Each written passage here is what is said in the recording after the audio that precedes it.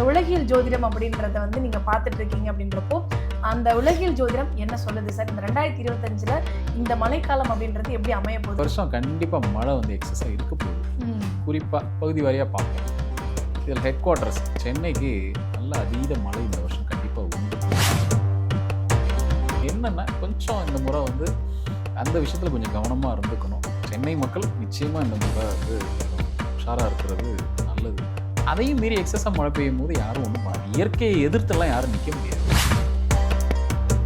தமிழ்நாடுன்னு எடுத்துக்கிட்டோம் அப்படின்னா இந்த முறை கொஞ்சம் உள் மாவட்டத்துலையும் சரி, கடற்கரை மாவட்டங்கள்னு சொல்லக்கூடிய மற்ற இடங்கள்லையும் சரி ஒரு பெரிய மழை பாதிப்பு இந்த முறை இருக்க தான் போகுது, சந்திக்க தான் போகிறோம். இந்த முறை அதிகமான மழை எதில் வந்து பதிவாகுதுன்னா புயல் காரணமாக நிறைய மழை பதிவாகுது.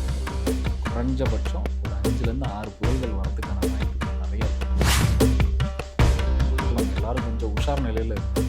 இப்போ நான் சொன்ன பகுதிகளில் யார் ரொம்ப உஷார் நிலையில் இருக்கணும் அப்படின்னா எந்த காலகட்டத்தில் பொதுவாகவே தேய்பிறை அஷ்டமி முதல் வளர்பிறை அஷ்டமிக்குள்ளாக குறிப்பாக கார்த்திகை மாதத்தில் மார்கழிக்கு முன்னாடி மழை பெய்யும் போது அதையும் நிறுத்துறதுக்கெல்லாம் வழி இருக்குது. ஆனால் என்னை பொறுத்த மட்டும் நம்ம அந்த எக்ஸ்ட்ரீம் போகிறதுக்கு பதிலாக ஒரு கூட்டு பிரார்த்தனை.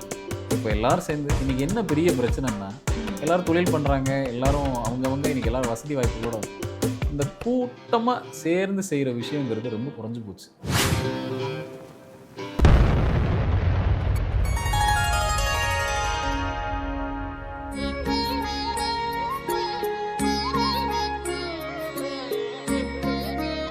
ஸ்ரீ மகாஸ் இன்ஃபினிட்டி நேயர்களுக்கு நர்மதாவின் அன்பான வணக்கம். நம்மளுடைய சேனலை தொடர்ந்து பல்வேறு விதமான ஆன்மீக தகவல்கள் பார்த்துட்ருக்கோம்.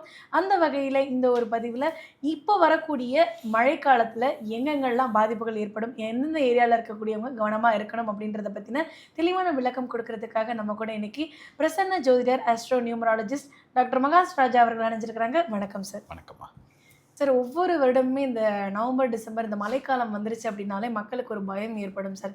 எங்கே எந்த மாதிரியான அடியை கொடுக்க போதும் இந்த இயற்கை அப்படின்ற ஒரு பயம் எல்லாருக்குமே இருக்கும் சார். ஏன்னா வந்து போன தடவைலாம் வந்து பார்த்திங்க அப்படின்னா சம்பந்தமே இல்லாத ஒரு இடமான திருவண்ணாமலையிலே நிலச்சரிவு நம்ம பார்த்தோம். ஸோ அந்த மாதிரி நம்ம எதிர்பார்க்காத இடங்களில் எதிர்பார்க்காத விதத்தில் வந்து இயற்கை அடியை கொடுத்துட்டு போகுது. அந்த மாதிரி இருக்கும் பொழுது இந்த வருஷம் இந்த உலகியல் ஜோதிடம் அப்படின்றத வந்து நீங்கள் பார்த்துட்டு இருக்கீங்க அப்படின்றப்போ அந்த உலகியல் ஜோதிடம் என்ன சொல்லுது சார்? இந்த 2025ல் இந்த மழைக்காலம் அப்படின்றது எப்படி அமைய போகுது, அதை பற்றி சொல்லுங்கள் சார். 2025 முதல்லையே நான் சொல்லிட்டேன், இந்த வருடம் பிறந்த உடனே இப்படி தான் இருக்க போகுது. அதுக்கு ஒரு சில கணிப்புகள் இருக்குது, அதை வச்சு நான் சொன்னேன். இந்தந்த இடத்துல வந்து சில இயற்கையான சில பாதிப்புகள் இருக்கும், இயற்கையினால் சில பாதிப்புகள் இருக்கும். அந்த வகையில் எப்பயுமே இந்த நவம்பர் டிசம்பர் வந்துருச்சுனாலே தமிழ்நாடு குறிப்பாக சென்னைக்கு ஒரு பயம் ஆட்டோமேட்டிக்காக தொத்திக்கும். இந்த 2015 சம்பவத்துக்கு அப்புறமாவே அதிகப்படியான மழை பெய்யுமோ, இப்படி இருக்குமோ, அப்படி ஆகிடுமோ அப்படிங்கிற ஒரு பயம் இருக்கவங்களாம் போட்டோட வெயிட் பண்ணுங்க அப்படின்ற மாதிரி. இந்த வருஷம் அதுக்கான தேவை அதிகமாக இருக்கும். சார். ஏன்னா இந்த வருஷம் கண்டிப்பாக மழை வந்து எக்ஸஸாக இருக்க போகுது. குறிப்பாக பகுதி வாரியாக பார்ப்போம். இதில் ஹெட் குவார்ட்டர்ஸ் சென்னைக்கு நல்ல அதீத மழை இந்த வருஷம் கண்டிப்பாக உண்டு. நினைக்கிறத விட ஒரு 100-150% அதிகமான மழை பெய்யறதுக்கு இல்லை அதுக்கு மேற்பட்டு பெய்யறதுக்கான வாய்ப்புகள் அதிகம். இதில் சில இடங்கள் ஒரு கடுமையான சேதத்தை சந்திக்கிறதுக்கும் வாய்ப்பு நிறைய இருக்குது. ஏற்கனவே ரெகுலராக என்ன தான் நம்ம டெவலப்மெண்ட் பண்ணி கொண்டு வந்தாலும், அரசாங்கம் எவ்வளோ தான் அவங்க முயற்சி பண்ணி கொண்டு வந்தாலும் கூட இந்த முறை வந்து கொஞ்சம் எக்ஸஸாக மழை பெய்யறதுனால அவங்களும் அவங்களால என்ன முயற்சி பண்ணுறாங்களோ அதை பண்ணிட்டு தான் இருக்காங்க. அதையும் மீறி எக்ஸஸாக மழை பெய்யும் போது யாரும் ஒன்றும் பண்ணாது. இயற்கையை எதிர்த்தெல்லாம் யாரும் நிற்க முடியாது. அதனால் என்னென்னா கொஞ்சம் இந்த முறை வந்து அந்த விஷயத்தில் கொஞ்சம் கவனமாக இருந்துக்கணும். சென்னை மக்கள் நிச்சயமாக இந்த முறை வந்து கொஞ்சம் உஷாராக இருக்கிறது நல்லது. எப்படின்னா ரொம்ப கொஞ்சம் உங்களுக்கு தெரியும் இல்லையா, உங்கள் ஏரியாவில் எப்படி தண்ணி வரப்போகுதுன்றது தெரியும் இல்லையா, நிச்சயமாக ஒரு பெரிய பாதிப்பை சந்திக்கிறதுக்கான வாய்ப்புகள் நிறையா இருக்குது. குறிப்பாக கடலோரமாக இருக்கக்கூடிய ஆட்களுக்கு ஒரு பாதிப்பை ஏற்படுத்தி விட்டுட்டு தான் போக போகுது. சரி, அதே மாதிரி மற்ற இடங்கள் தமிழ்நாடுன்னு எடுத்துக்கிட்டோம் அப்படின்னா இந்த முறை கொஞ்சம் உள் மாவட்டத்துலேயும் சரி, கடற்கரை மாவட்டங்கள்னு சொல்லக்கூடிய மற்ற இடங்கள்லையும் சரி ஒரு பெரிய மழை பாதிப்பு இந்த முறை இருக்க தான் போகுது, சந்திக்க தான் போகிறோம். அந்த கடல் மார்க்கமாக சென்னையில் தொடங்கி கீழே கன்னியாகுமரி கடலோர பகுதிகளில் பெரிய அளவில் ஒரு பெரிய பாதிப்பை இந்த முறை சந்திக்க போகிறோம். இது வரைக்கும் ஏற்படாத பாதிப்பு இந்த வருஷம் நம்ம பார்க்க போகிறோம். இது வரைக்கும் ஏற்படாதுன்னா மிகப்பெரிய அளவில் நம்ம எதிர்பார்க்கலாமா சார்? கண்டிப்பாக மழை எக்ஸஸாக இருக்கும் போது அதை அடுத்து எந்த கட்டத்துக்கு கூட்டிகிட்டு போக போகுதுன்னு நமக்கு தெரியாது. நம்மளால் அப்படியெல்லாம் ப்ரெடிக்ட் பண்ண முடியாது. நிச்சயமாக ஒரு பாதிப்பு இருக்கான்னா கடலோர மாவட்டங்களுக்கு ஒரு பெரிய பாதிப்பு காத்துக்கிட்டு இருக்கு. அப்போ என்ன செய்யணும் அப்படின்னா மக்கள் கொஞ்சம் உஷார் நிலையில் இருந்துக்கிறது நல்லது. சரி பார்த்துக்கலாம், நாளைக்கு தண்ணி வந்ததுக்கப்புறம் பார்த்துக்கலாம், செஞ்சுக்கலாம் அப்படிங்கிறத விட கொஞ்சம் ஒரு உஷார் நிலையில் இருந்துக்கிறது நல்லது. எதிர்பாருங்க, இந்த வருஷம் கண்டிப்பாக மழை பொய்த்து இல்லை எதிர்பாருங்க. இந்த முறை அதிகமான மழை எதில் வந்து பதிவாக போகுதுன்னா புயல் காரணமாக நிறைய மழை பதிவாக போகுது. குறைஞ்சபட்சம் ஒரு 5லேருந்து 6 புயல்கள் வரதுக்கான வாய்ப்புகள் நிறைய இருக்குது. ஏன்னா இப்போ தான் ஆரம்பிச்சிருக்கு மழைக்காலம் அப்படின்றது. அதுக்குள்ளேயே வந்து அளவுக்கு அதிகமான மழை இப்போ பெஞ்சிட்டு இருக்கு. புயல்லாம் சொல்லியிருக்கிறாங்க இன்னைக்கு நம்ம ஷூட் எடுத்துட்டு இருக்கு இந்த தேதியில் அப்படின்றப்போ வாய்ப்பு தான் இருக்கும் போல. இது வரைக்கும் இன்னும் டேரெக்டாக அடிக்கலை, இப்போ நேருக்கு நேர் நின்று இன்னும் அடிக்க ஆரம்பிக்கல. ஆனால் அதுக்கான வாய்ப்புகள் கொஞ்சம் கூடுதலாக தான் இருக்கும் இந்த வருஷம்.